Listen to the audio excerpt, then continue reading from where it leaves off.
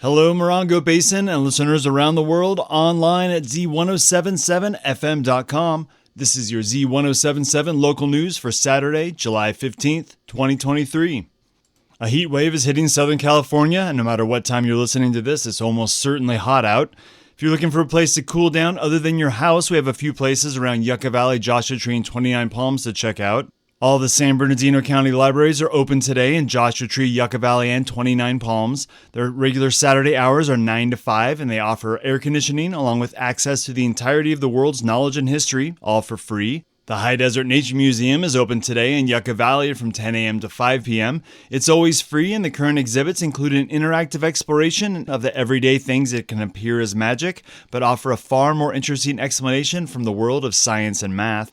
In 29 Palms, the Senior Center will be open as a cooling center until 5 o'clock, unless that heat remains above 115 degrees, in which the hours may be extended. In Landers, the community center and thrift store will be open today from 10 a.m. to 3 p.m.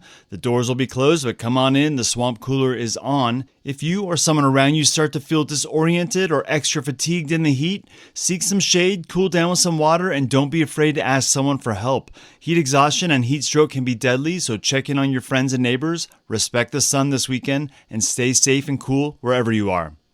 All this heat has me appreciating our plentiful water table here in the Morongo Basin, and if you're one of the many desert dwellers who get their water from a well, you may want to turn up to the Wonder Valley Community Center this Sunday at 2 p.m. for the Dale Basin Well Owners Association meeting. Here's reporter Stacy Soley with the details. At this meeting, the president of the association, Chancey Chambers, will speak about what owners need to do to maintain their wells, and guest speaker Matt Schrag, representing the 29 Palms Water District, will give a presentation about issues the district is grappling with. For those of you not familiar, Dale Basin is the groundwater basin that underlies Wonder Valley, bounded by the Bullion Mountains to the north, the Pinto Mountains to the south, the Sheep Hole to the east, and the Mesquite Fault to the west. The 29 Palms Water District is neighbor to Dale Basin, and issues facing one area can impact the other. There will also be a discussion of the group's bylaws and a general open discussion period.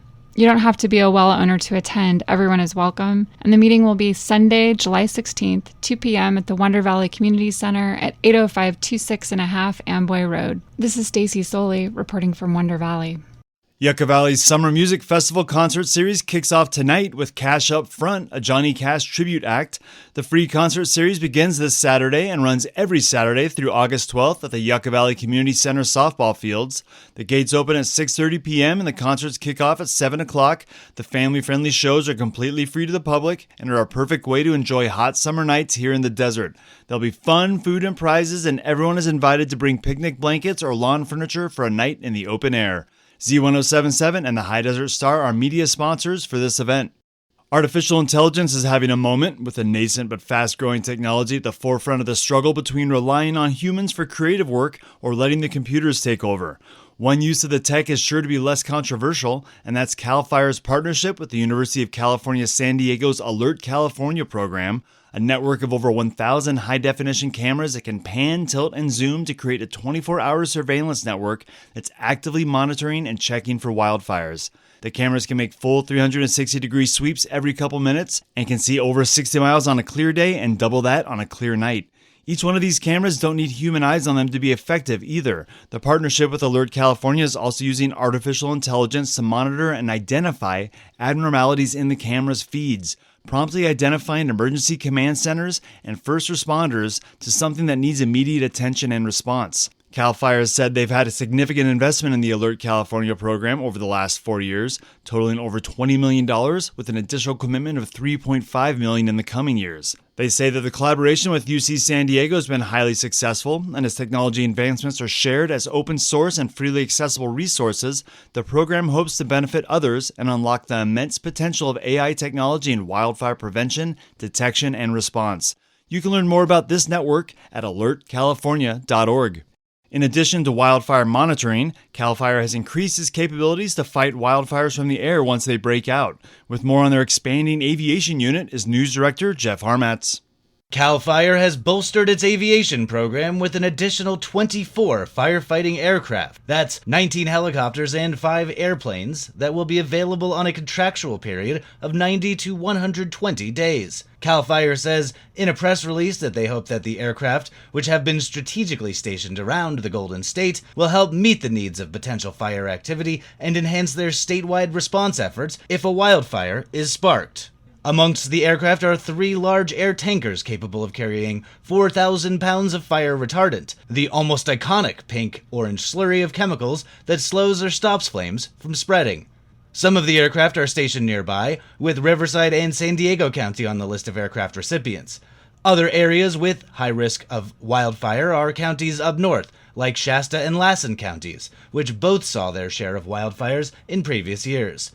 CAL FIRE's aviation program was established in 1970 and has grown to over 60 planes and helicopters in their efforts to protect California's communities and natural landscapes. And CAL FIRE says that these additional firefighting aircraft represent a significant step towards enhancing the state's wildfire response capabilities. Reporting for Z107.7, this is Jeff Harmetz.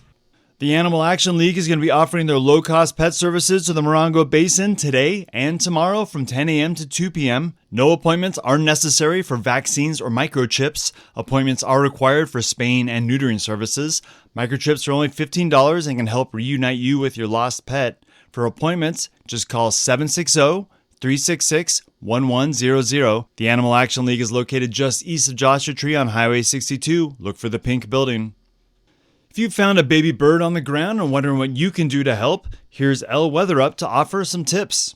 While spring is known for baby birds, many species nest throughout the summer and even into fall. The baby birds, or fledglings once they have feathers, are often found resting on the ground as they learn to fly. While it may appear that the babies are distressed and alone, this is rarely the case. Fledglings spend days on the ground, sometimes as long as 2 weeks, and their parents are close by. Only seek help if the bird is injured, or perhaps move it to the shade if it appears overheated in the sun. Your scent won't disturb the process. Otherwise, give it time and the parents will return to guide their young to flight. Reporting for Z107.7, this is Elle Weatherup. Don't forget, you can subscribe to Z107.7 News as a podcast, where you'll get our news delivered straight to your phone every morning so you can catch the best local news anytime you need it. There's an easy page to sign up for the news, morning show, and all our other podcasts produced right here in the high desert. That's at z1077fm.com/podcasts. And that's your local news. You can hear local news 7 times a day, 7 days a week at 7, 8, 9, noon, 4, 5, and 6. More Morongo Basin residents get their local news from Z107.7 than any other source. Reporting for the Morongo Basin News Leader, the award-winning Z107.7 News, I'm Robert Hayden.